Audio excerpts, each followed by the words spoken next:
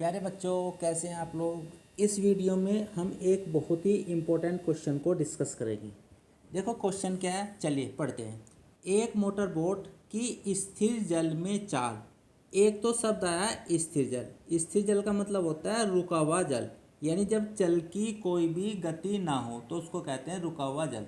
जैसे आप देखो, जो तालाब होता है, गांव में तालाब होता है, उसका जो जल है वो रुका हुआ होता है। लेकिन जो नदी या नहर होती है उसका जो जल है वो चलता हुआ होता है। ठीक है, तो स्थिर जल का मतलब हो गया जैसे तालाब का जल या जोहड़ का जल। ठीक है, ये सब स्थिर जल है। उसमें जो चाल है वो 24 किलोमीटर प्रति घंटा है। 32 किलोमीटर धारा के प्रतिकूल। एक शब्द है इसमें प्रतिकूल। जाने में वह दूरी धारा के अनुकूल जाने की अपेक्षा 1 घंटा अधिक समय लेती हैं। एक एक शब्द आया अनुकूल। तो इसमें 3 शब्द महत्वपूर्ण है, स्थिर जल, प्रतिकूल और अनुकूल। तो धारा की सामान्य चाल ज्ञात कीजिए। ठीक है प्यारे बच्चों, तो चलिए पहले पढ़ते हैं हम स्थिर जल।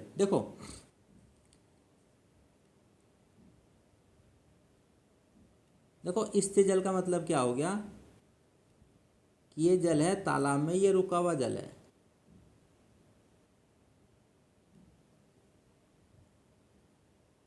ये हो गया आपका स्थिर जल, इसको कहते हैं हम स्थिर जल।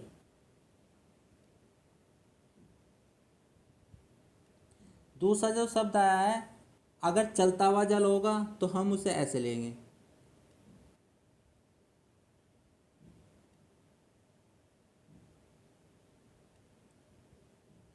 इसको लिया हमने बहता जल।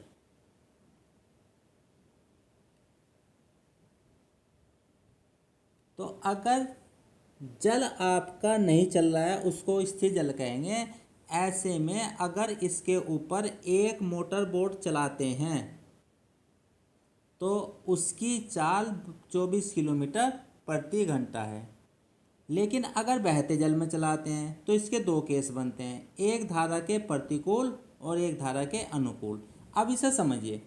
तो मान लो बहता जल जो है ना वो ऐसे जा रहा है, इस दिशा में जा रहा है। ठीक है नहीं, तो सबसे पहले हम कंसिडर करेंगे इस जल की चाल। माना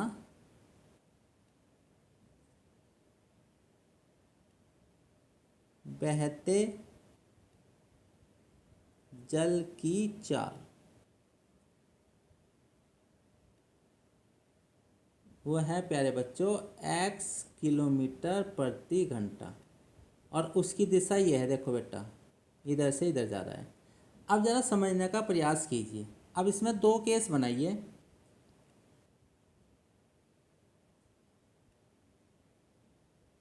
बहुत ध्यान से समझिए प्यारे बच्चों। देखो, ये तो है जल की दिशा और ये है बोट की दिशा। ये तो होगी बोट की दिशा और ये होगी जल की दिशा।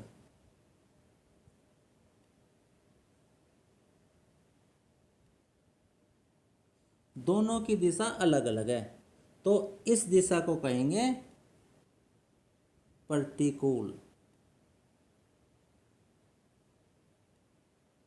ठीक, जाना कितनी दूर है, जाना मान लीजिए ए से बी तक है, जिनके बीच की दूरी है 32 किलोमीटर।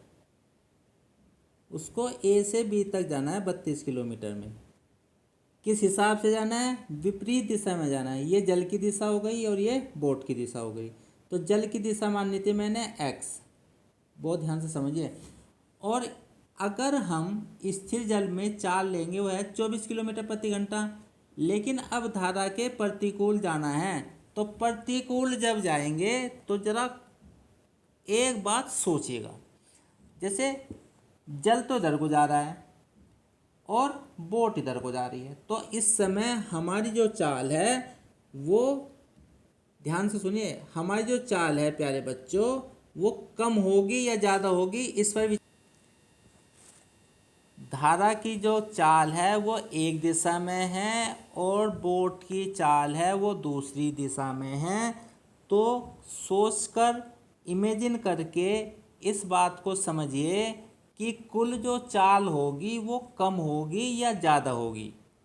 इसको ऐसा समझिए, मान लीजिए बहुत तेज़ हवा चल रही है और जिधर को हवा चल रही है आपको उधर से दूसरी तरफ जाना है, तो आपको चलने में परेशानी होगी।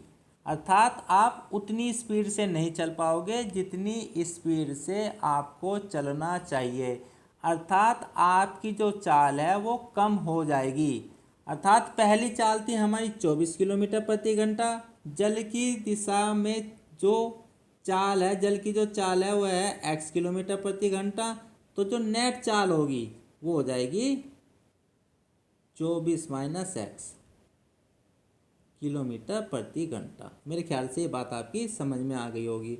और ए से बी तक जाने का जो समय है वो है मेरे प्यारे बच्चों t1 टाइम। t1 घंटे मान लीजिए, तो सूत्र लगेगा चाल बराबर दूरी बटे समय। ये बात बहुत अच्छी तरीके से समझ लीजिए। अगर विपरीत दिशा में जाना है तो चाल घटेगी और अगर एक ही दिशा में जाना है तो चाल जुड़ेगी। तो चाल है मेरे प्यारे बच्चों 24 माइनस x बराबर दूरी कितनी है 32 और समय लिया मैंने t1। तो t1 बराबर आ गया मेरे प्यारे बच्चों 32/24 माइनस x। इसको मैंने समीकरण नंबर 1 मान लिया। ठीक है, अब केस दूसरा देखिए। ये तो था प्रतिकूल, अब हम अनुकूल की तरफ बात करेंगे।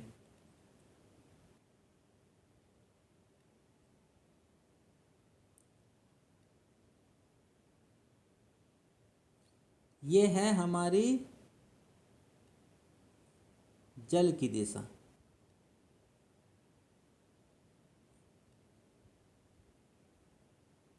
और इसको माना मैंने x किलोमीटर प्रति घंटा। और ऐसे ही हमें जाना है बेटा बोट की दिशा।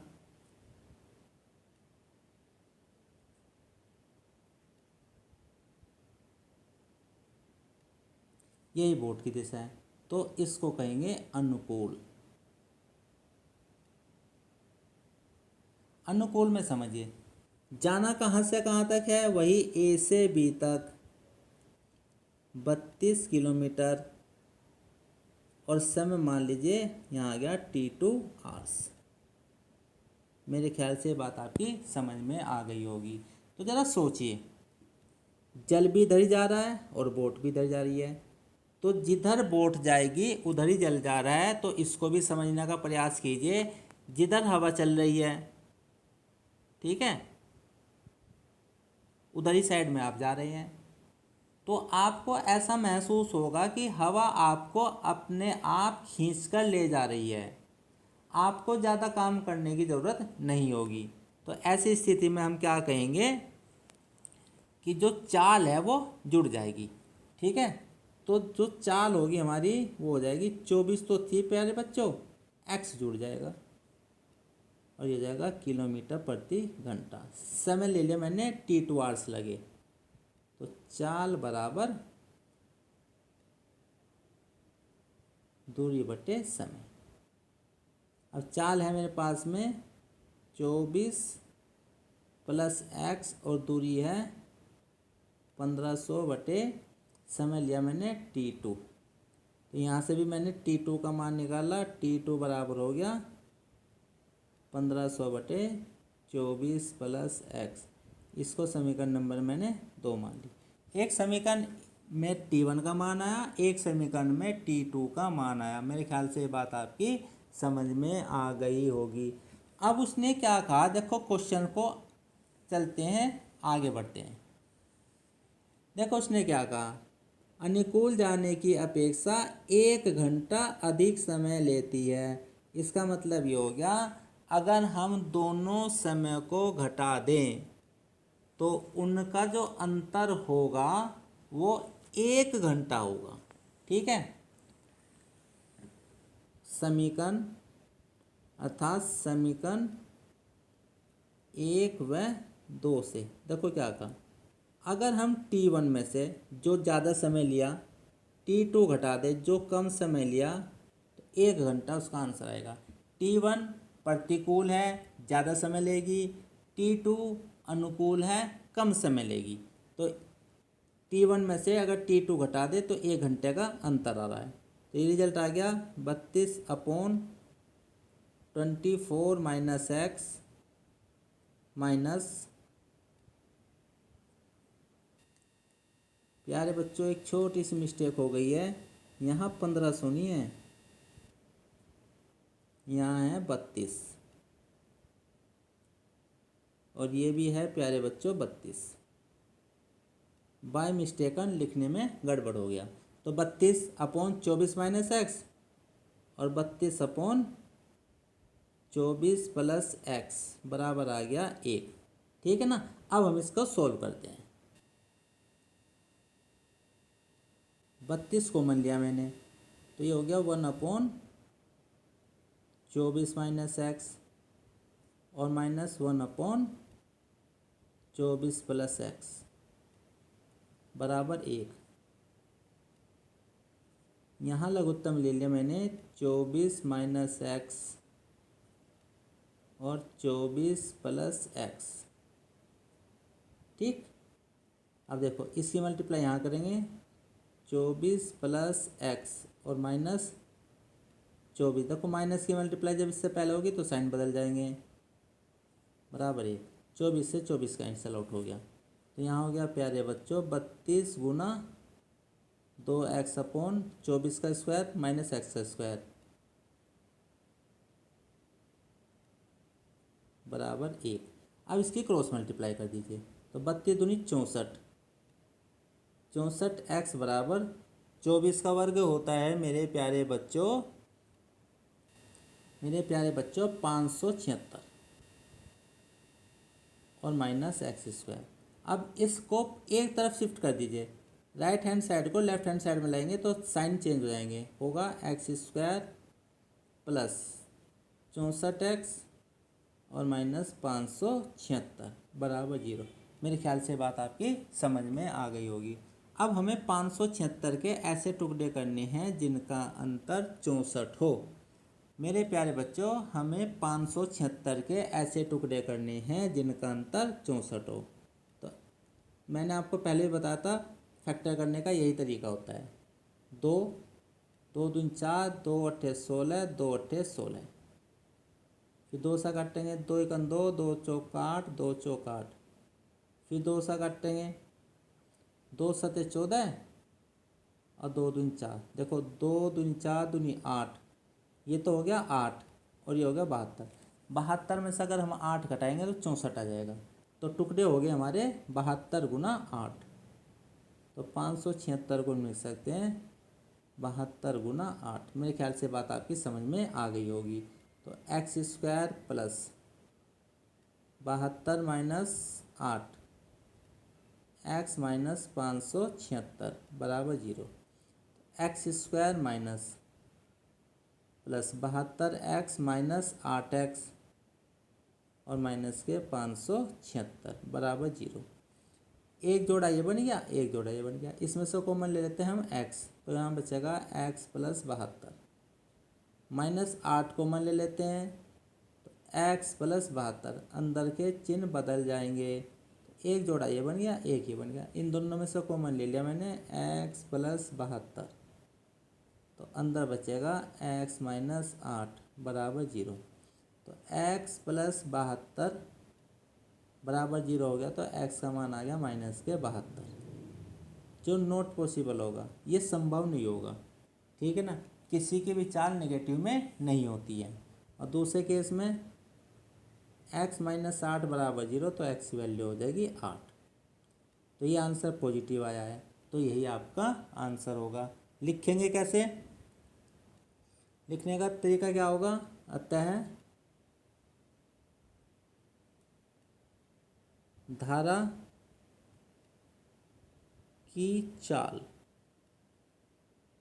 वो होगी प्यारे बच्चों 8 किलोमीटर प्रति घंटा, यही आपका आंसर होगा। मैं समझता हूँ ये वीडियो आपके लिए बहुत हेल्पफुल रहेगी। आगे जो मेरी वीडियो आएगी वो भी इन्हीं पर आधारित कुछ और क्वेश्चंस का सॉल्यूशन मैं आपको उन वीडियो में करके दिखाऊंगा। Thank you for watching.